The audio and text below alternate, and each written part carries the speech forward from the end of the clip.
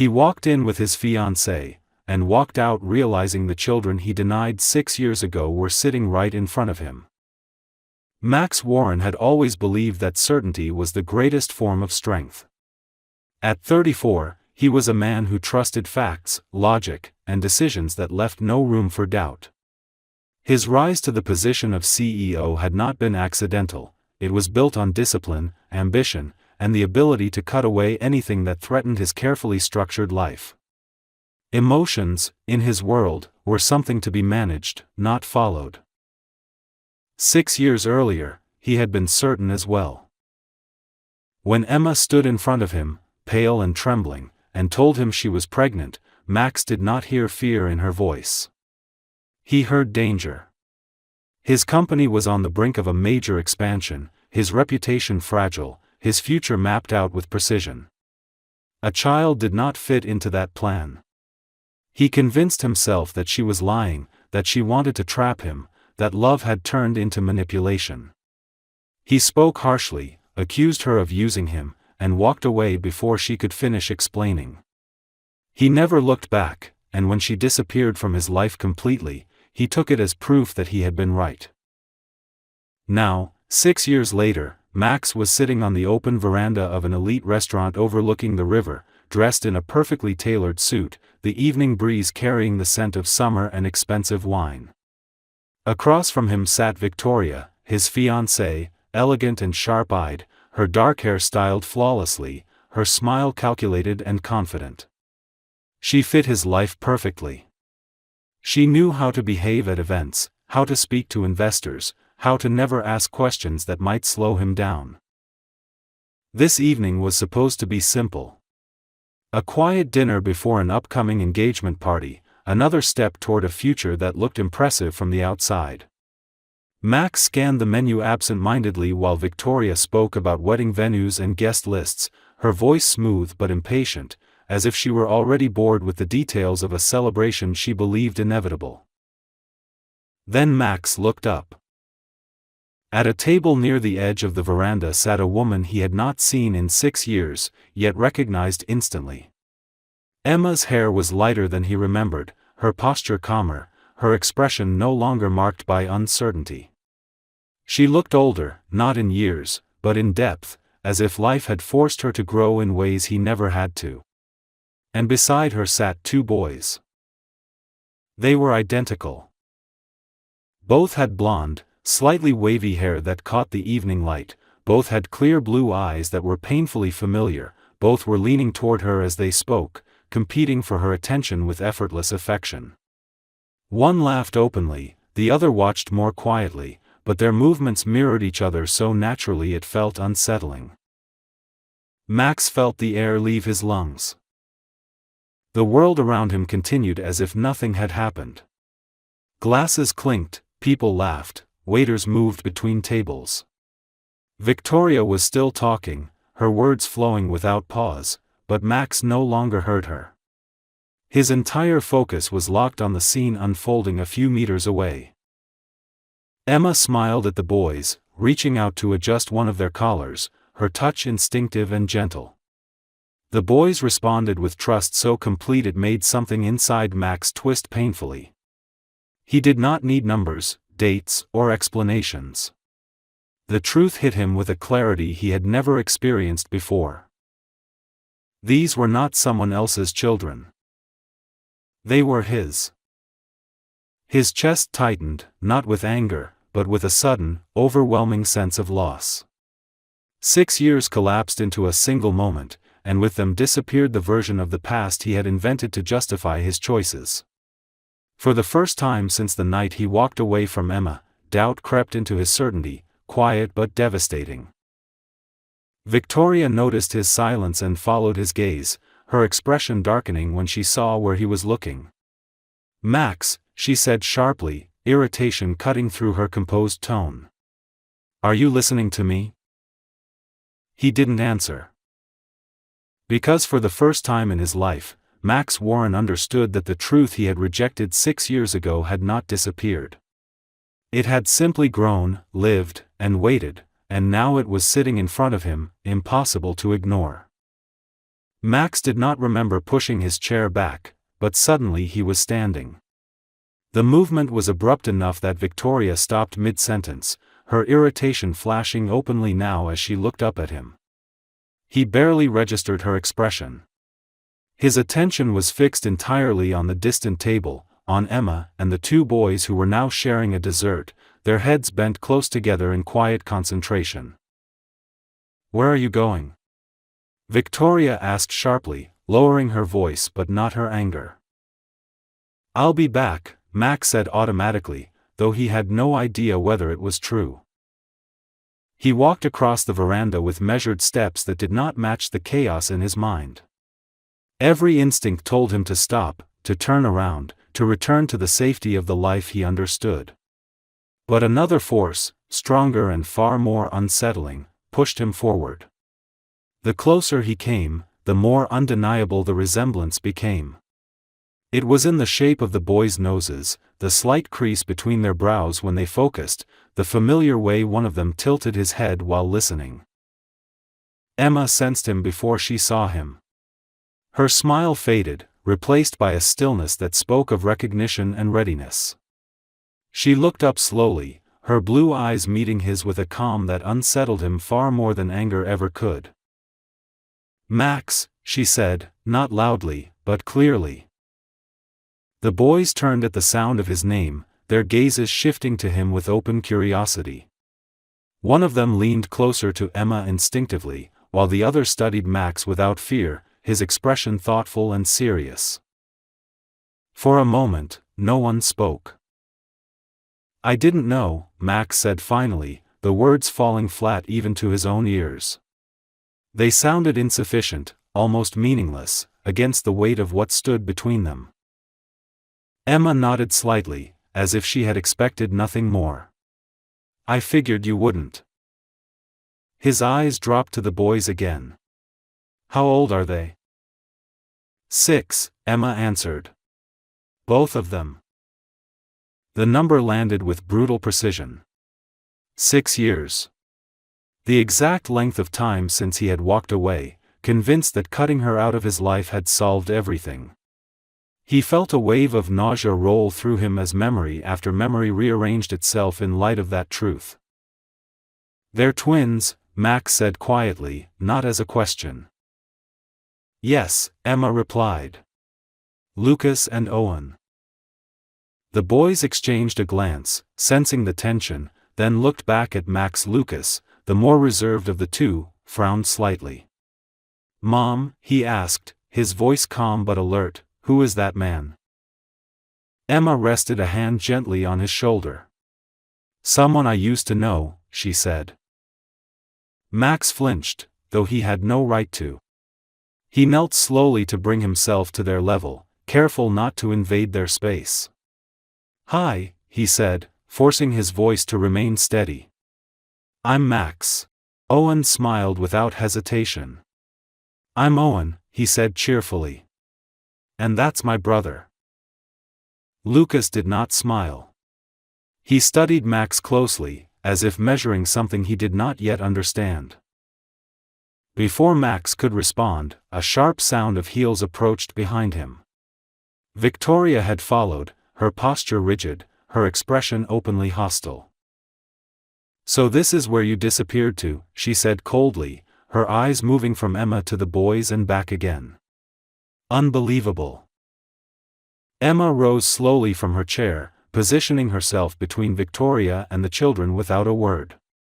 "Please don't raise your voice," she said calmly. "You're upsetting them." Victoria scoffed. "Oh, I'm the problem now?"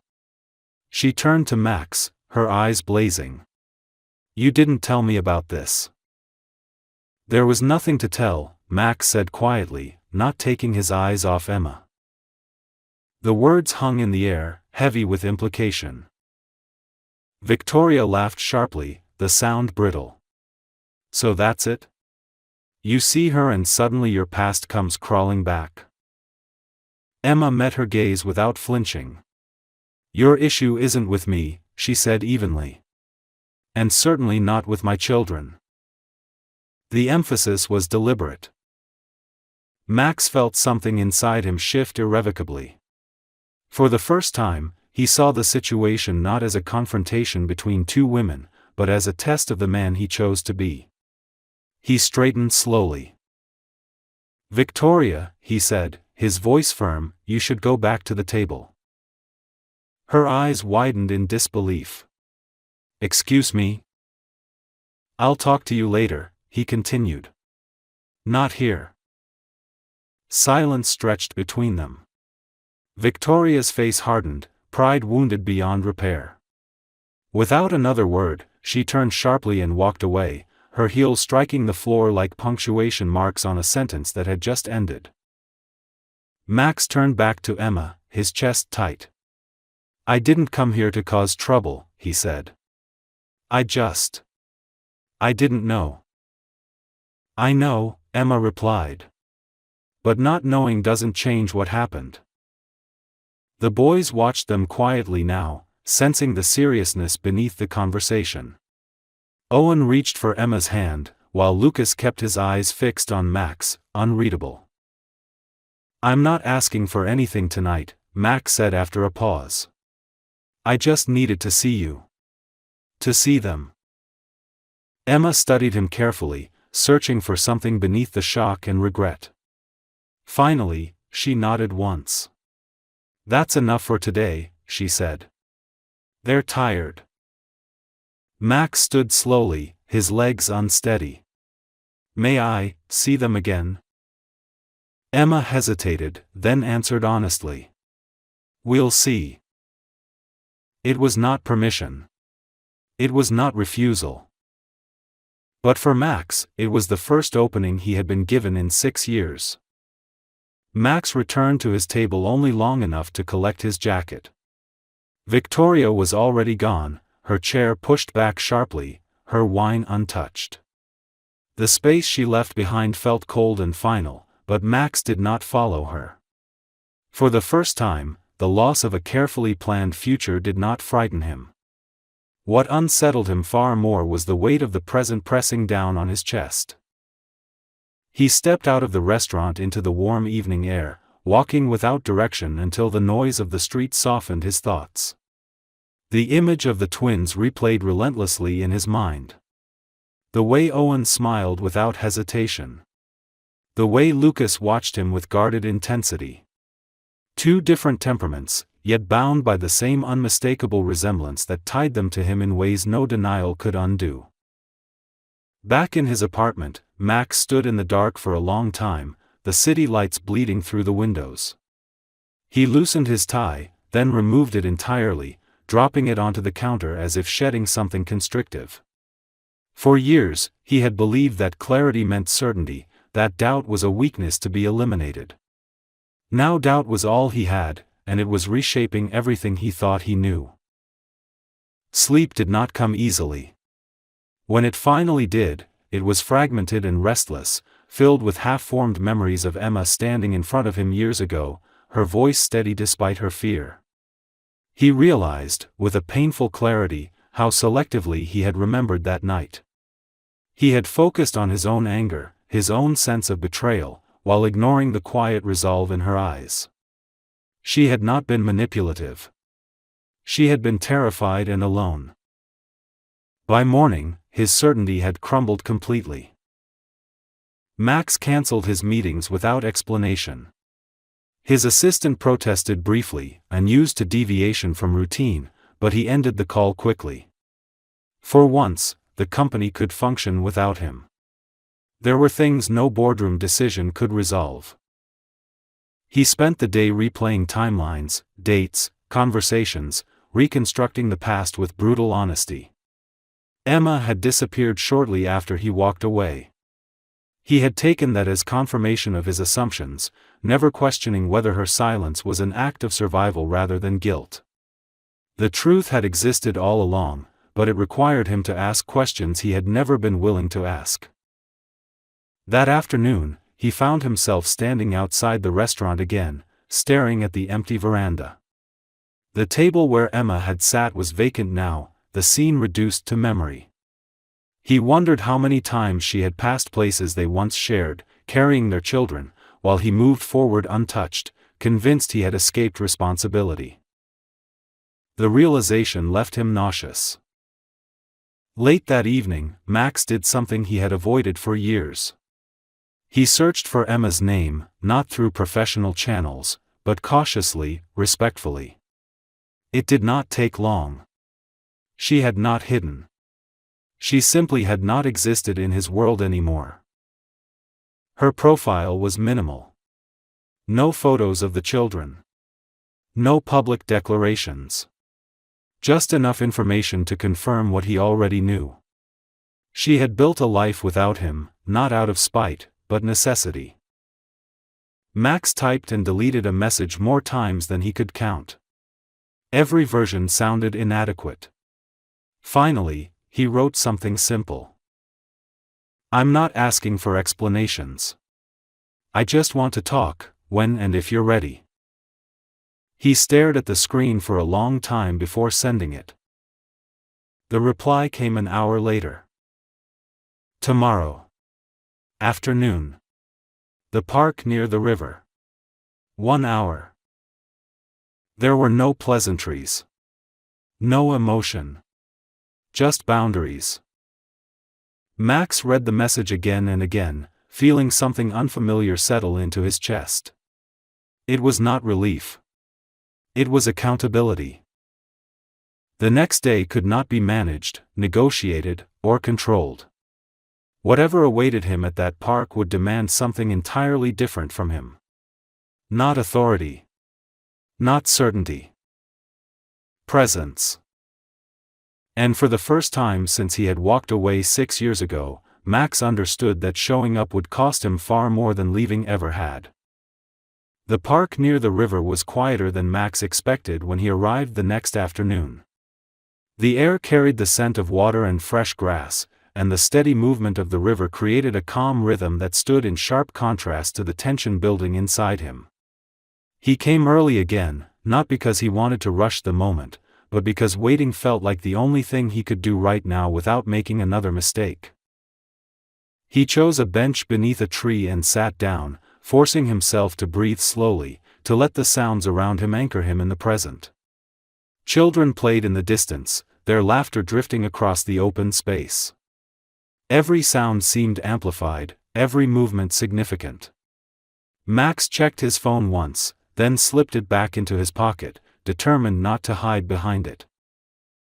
When Emma appeared, walking along the path toward him, he stood immediately. She was holding the boy's hands this time, one on each side, moving at their pace rather than her own.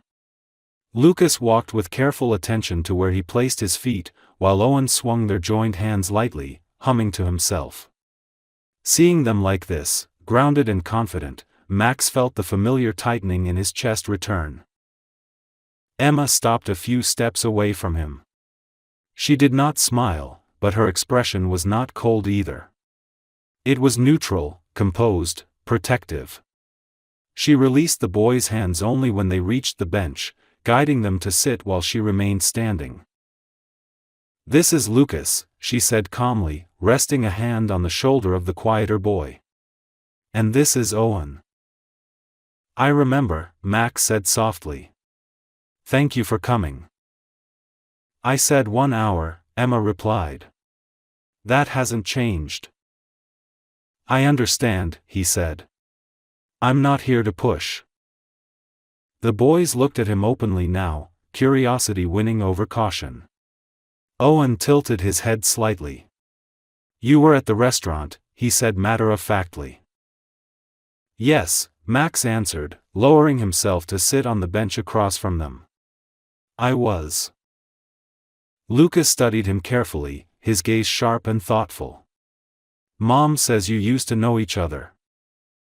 "We did," Max replied. "A long time ago." There was a pause, filled only by the sound of the river. Max resisted the urge to fill it with explanations or apologies. He had learned enough already to understand that words came last, not first.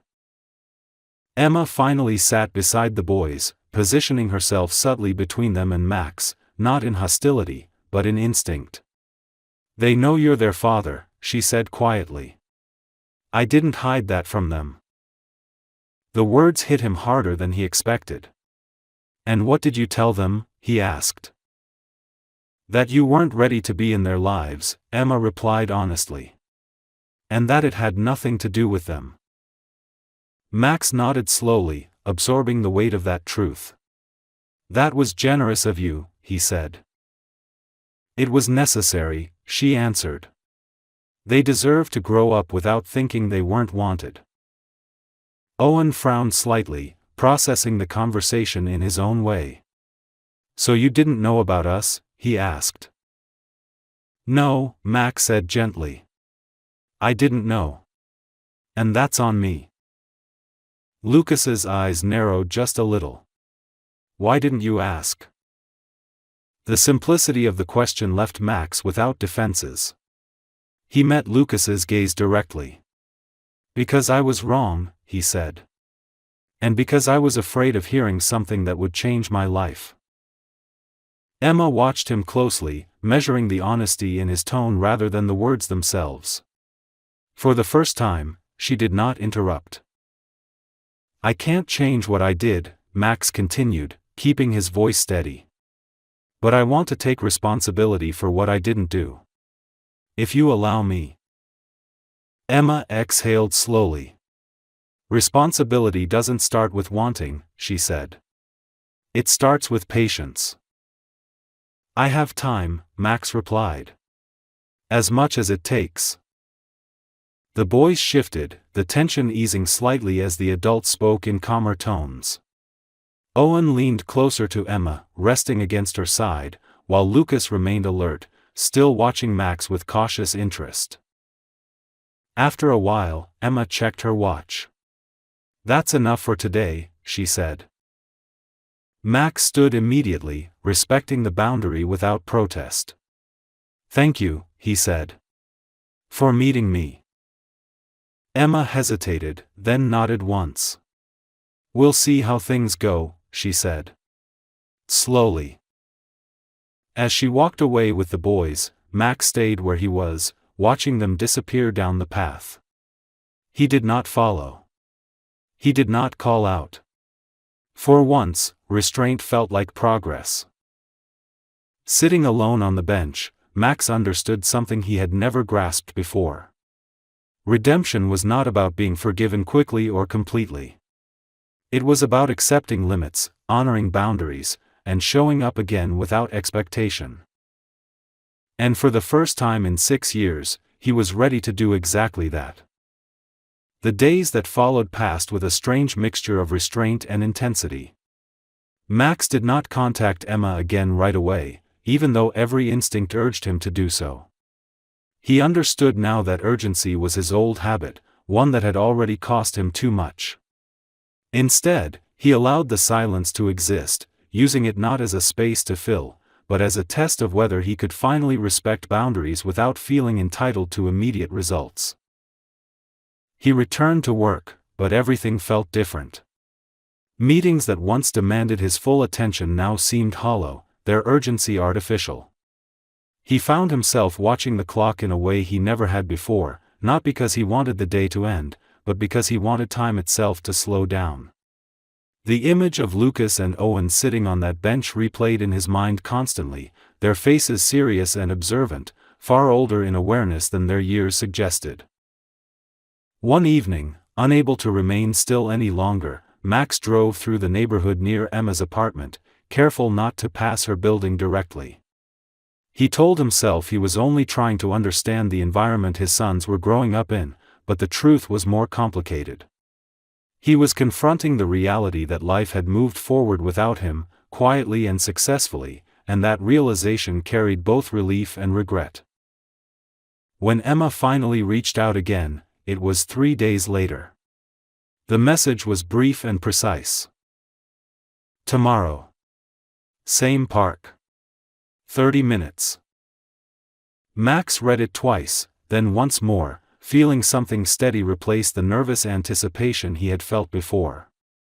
He replied with a single word. Okay. The next afternoon, he arrived exactly on time.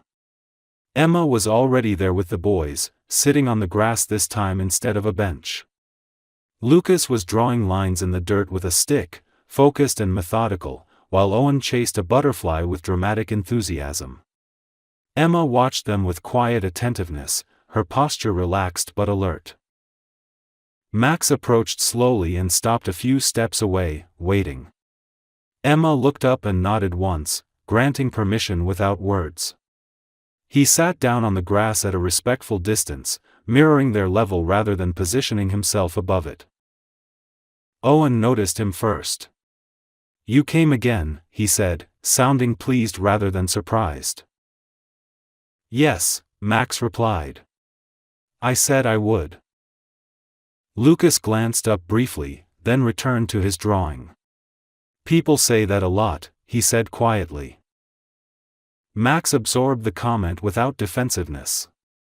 "I know," he answered. "That's why I came back." Emma observed the exchange closely, her expression unreadable. "We're staying a short time today," she said. "I want to see how they feel." "That's fair," Max replied. For several minutes, nothing happened. Max did not try to lead the interaction or insert himself into the boys' play. He watched, commented only when spoken to, and allowed silence to do its work.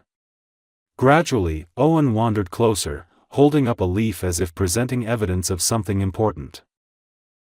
"Do you think this one is better than the other one?" he asked seriously. Max leaned forward slightly, considering the leaf with equal seriousness. "I think it depends on what you need it for," he said. Owen smiled, satisfied, and sat down near him. Lucas watched this from the corner of his eye, his skepticism softening just enough to become curiosity. Emma exhaled quietly, a tension easing that Max had not known was there.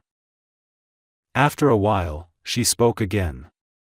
"They don't need a perfect father," she said, her voice calm but firm. "They need someone who doesn't disappear when things get uncomfortable." Max nodded. "I won't," he said. "And if I ever do something wrong, I won't pretend it didn't happen."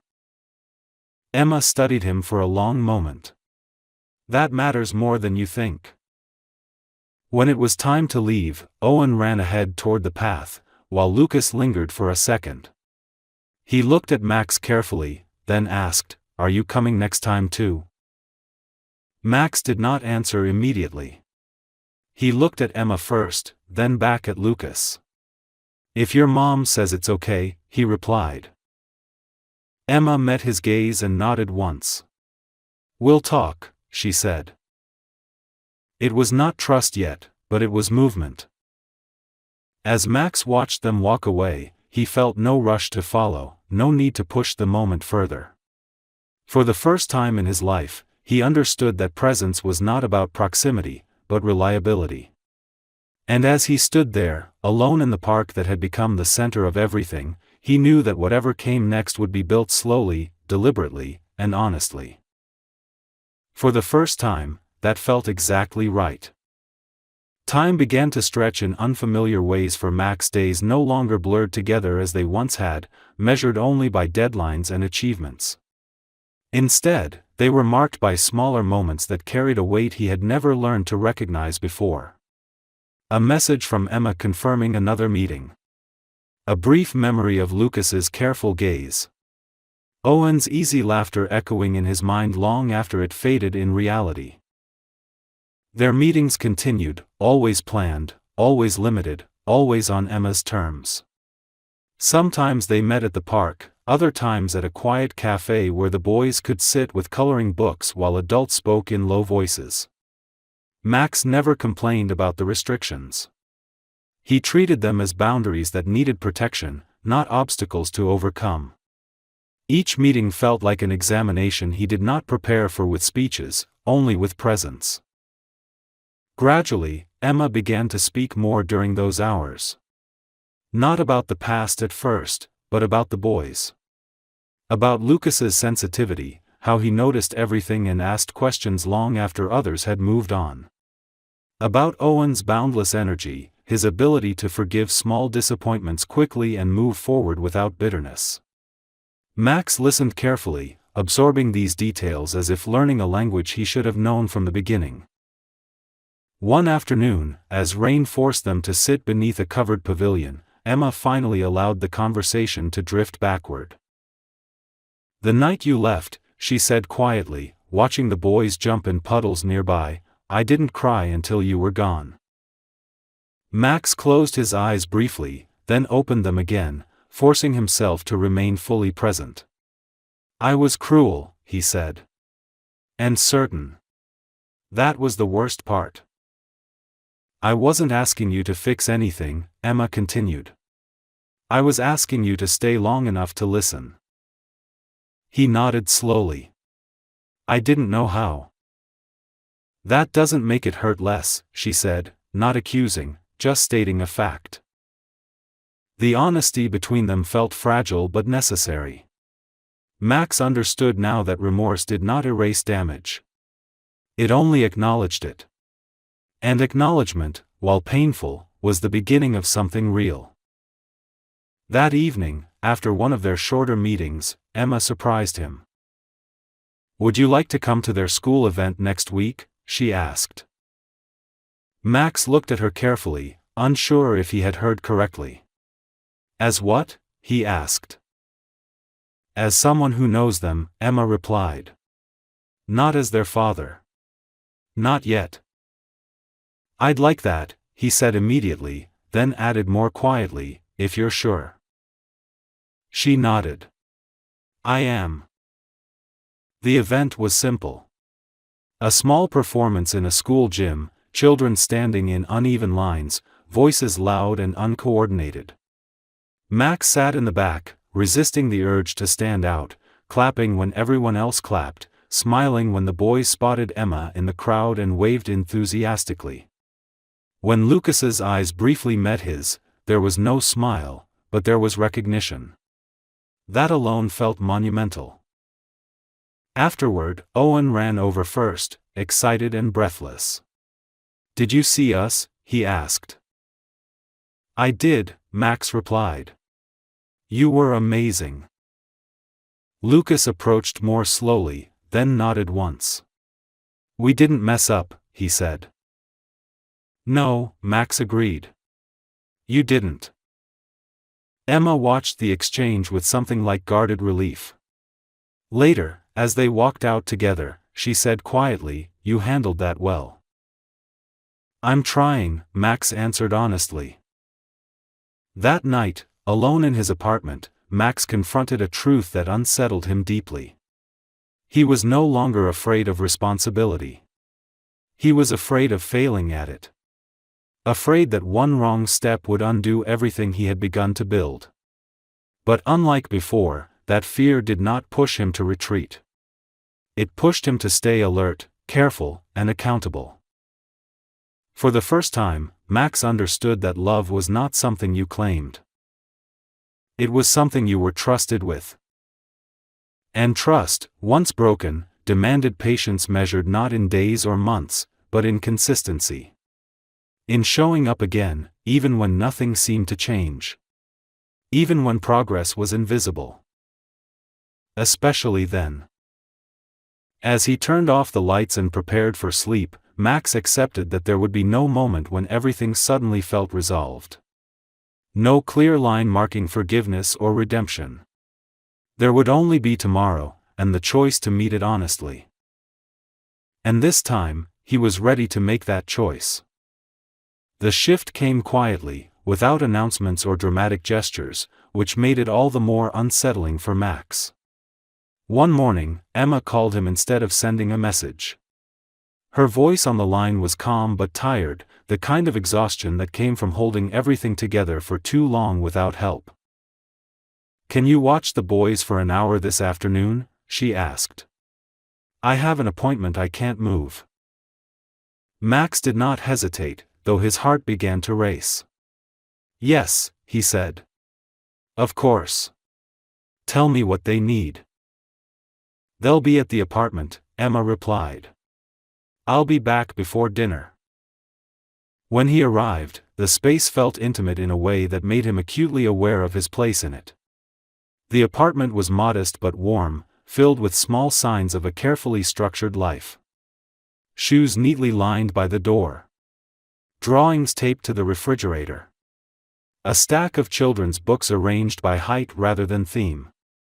Max took it all in silently, recognizing how much effort it took to create stability without ever expecting recognition for it. Emma knelt in front of the boys, giving instructions with practiced clarity. "I'll be back soon," she said. "Listen to Max. He knows what you can and can't do." Owen nodded enthusiastically. Lucas glanced at Max, then back at his mother. "You're coming back," he said. "I am," Emma replied, meeting his gaze steadily. "I always do." When the door closed behind her, the apartment seemed to hold its breath. Max sat on the couch, unsure how to begin. Owen solved the problem for him by climbing onto the cushion beside him, already flipping through a book. "Can you read?" Owen asked. "Yes," Max said, smiling despite the knot in his chest. "I can read." They settled into a rhythm that felt surprisingly natural. Max read slowly, adjusting his pace to Owen's interruptions and Lucas's occasional corrections. When the book ended, they moved on to building a tower from wooden blocks, a task Lucas approached with careful precision while Owen preferred speed over stability. When the tower collapsed, Owen laughed and Lucas sighed, already planning how to improve it next time.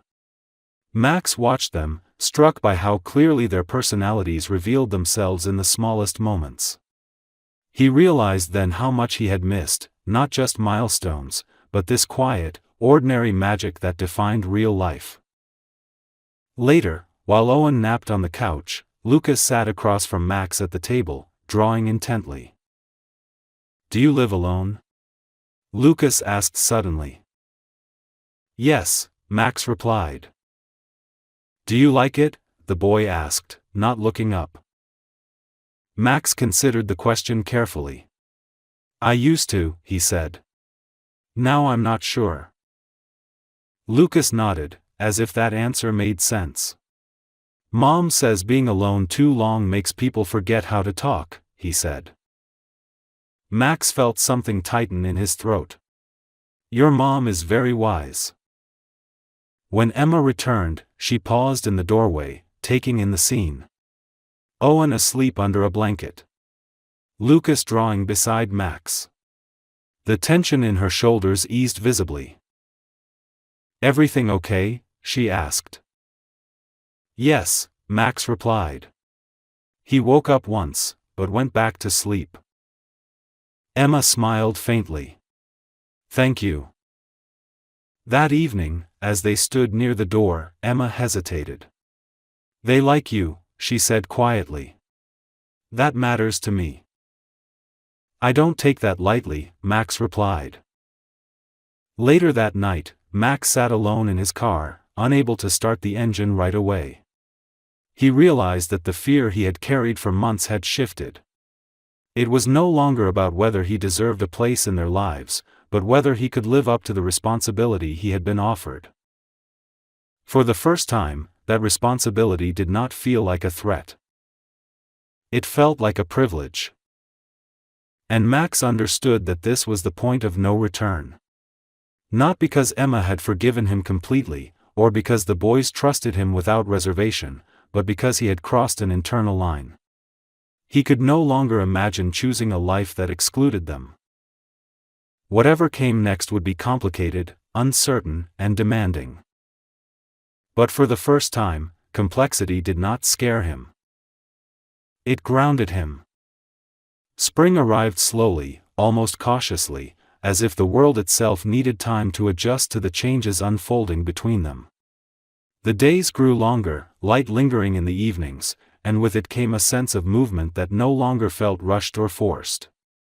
Max's presence in the boys' lives had become expected rather than questioned, woven quietly into their routine through consistency rather than declaration. He no longer needed invitations for every meeting. Emma would text him simple updates now, asking if he could join them for dinner, or pick the boys up from school when she was running late. Each request carried trust, and Max treated that trust with care bordering on reverence. He never complained, never pushed for more than was offered, and never disappeared, even when work demanded sacrifices he once would have considered impossible.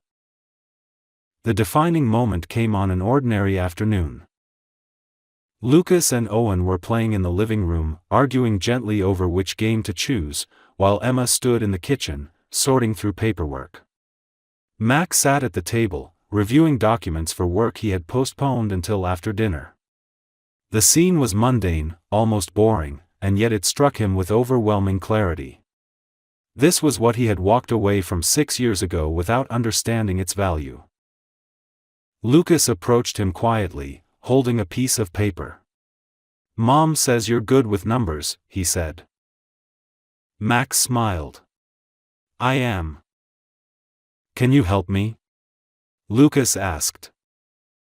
Max pushed the papers aside immediately. "Of course." Emma watched from the doorway as Max leaned closer, explaining patiently, never raising his voice, never showing frustration. Owen joined in halfway through, asking unrelated questions that Max answered with equal seriousness. There was no performance in his behavior, no attempt to impress. He was simply there. That evening, after the boys were asleep, Emma poured 2 cups of tea and sat across from Max. The apartment was quiet, wrapped in the soft hum of the city beyond the windows.